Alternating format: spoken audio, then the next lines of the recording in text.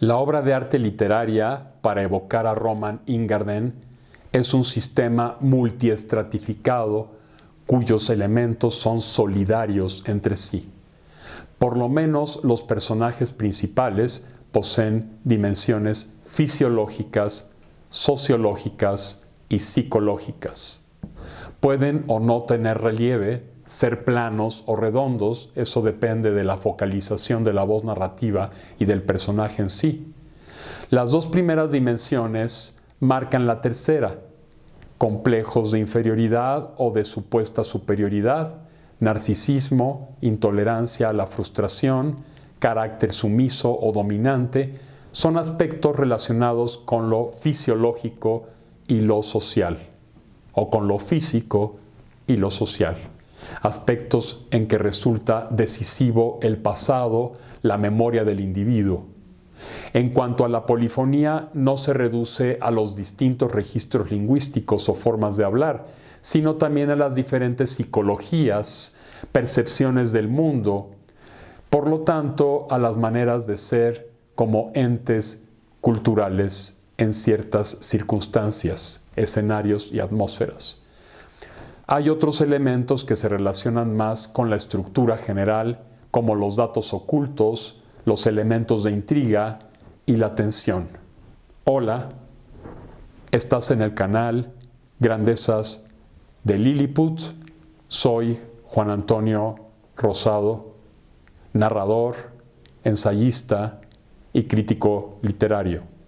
Si no te has suscrito a este canal, ¿por qué no lo haces? Siempre habrá novedades, sorpresas para los amantes de la cultura, del arte, de la lengua española, de la literatura.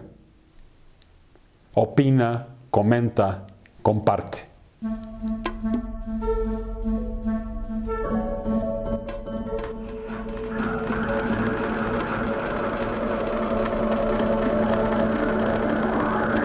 Bienvenidos al canal Grandezas de Lilliput.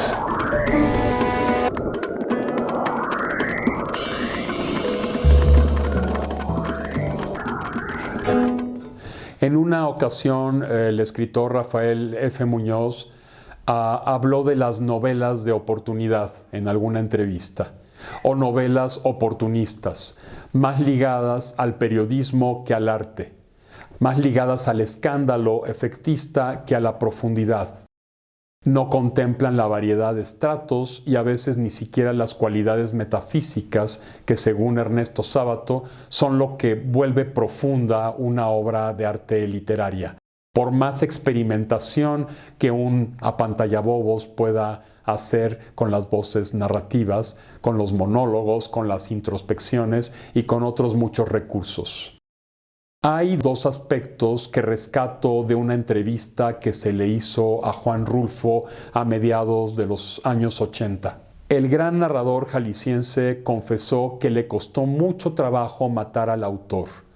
Es verdad, el escritor de narrativa, particularmente el escritor de narrativa, debe matarse simbólicamente, matar al autor para hacer vivir a los personajes y respetarlos como son, en su lenguaje y cultura personales.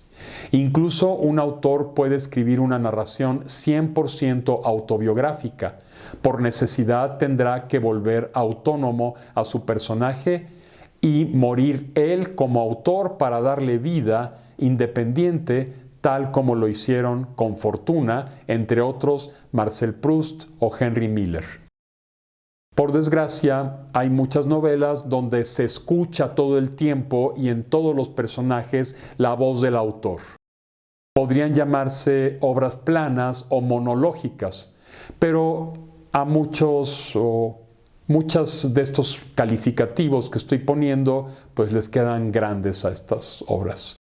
El otro defecto al que alude Rulfo es el de los narradores que se sienten ensayistas y atiborran sus obras de explicaciones aberrantes. Cito textualmente: a partir de la reflexión anterior de Rulfo, cuando habla de las explicaciones aberrantes, pues se me ha ocurrido incorporar lo que algunos críticos llaman culturalismo. Esa tendencia que consiste en citar y citar obras literarias, arquitectónicas, pictóricas, musicales y de todo tipo en una narración. Si se trata de un personaje culto, es normal que ocurra a veces. Si es una obra híbrida, también. Sin embargo, como sucede en todo, el abuso conduce a la caricatura involuntaria o a la inverosimilitud. Hay novelas donde casi todos los personajes han leído lo mismo que el autor y lejos de contener una función paródica, el autor no deja de aparecer tomándose su propia obra muy en serio, sin saber que habrá buenos lectores que de inmediato capten el afán que hubo por forzar la ficción novelística a fin de incorporar allí casi su biblioteca entera y, por si fuera poco, llenar la obra de epígrafes y citas textuales. Por más efectos sensoriales que haya, ese culturalismo a ultranza hace que todo se vuelva acartonado, inverosímil, afectado, hipertrofiado, poco natural y poco o nada fluido. Muy lejos queda el arte de parecer sin arte. Recuerdo un pasaje de Justine en que un ladrón y asesino en medio del bosque se pone a dar un discurso en el que cita a varios filósofos, un discurso justificativo de sus actos mediante la racionalidad perversa. Por eso a los surrealistas que buscaban la ausencia de cohesión y coherencia les encantaba el Marqués de Sade. Bien, ya lo hizo el Divino Marqués. Hoy es un clásico, por más grotesco e inverosímil que parezca. Tal modelo justifica que en otra obra ajena a las pretensiones moralizantes de Sade, Moralismo al revés, el autor incorpore su biblioteca entera y aburra al lector con decenas de citas tomadas incluso de las clases a las que asistió en la universidad.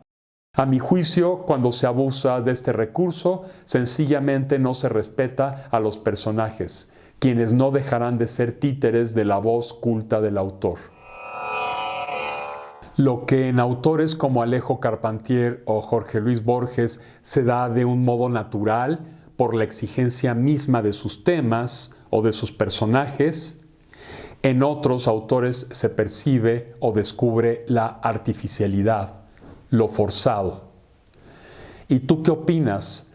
¿Has leído este tipo de novelas o pretendidamente cuentos que empiezan a citar y hacer miles y miles de referencias de todo tipo y que se note que es nada más para apantallar al lector? Y no me refiero a esas grandes obras híbridas en las que se mezclan distintos géneros y distintas modalidades. Por ejemplo, las obras de Roberto Calazo, en las que se nota la cultura, la inmensa cultura que tiene el autor, pero de una forma natural.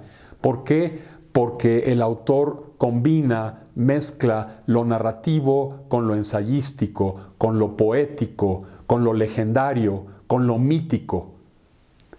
Este tipo de obras son respetables, son maravillosas, son originales. Recuerdo ahora El baño de Diana, de Pierre Klossowski, en el que combina lo narrativo con lo ensayístico de tal forma que a partir de una metamorfosis de Ovidio que trata sobre Acteón y Diana, a partir de allí hace una novela entera, pero con muchísimas secuencias reflexivas, ensayísticas, porque lo que en el fondo está haciendo es literatura híbrida, está hibridando géneros. ¿Tú qué opinas al respecto? Comenta. Suscríbete también al canal si no lo has hecho. Hasta la próxima.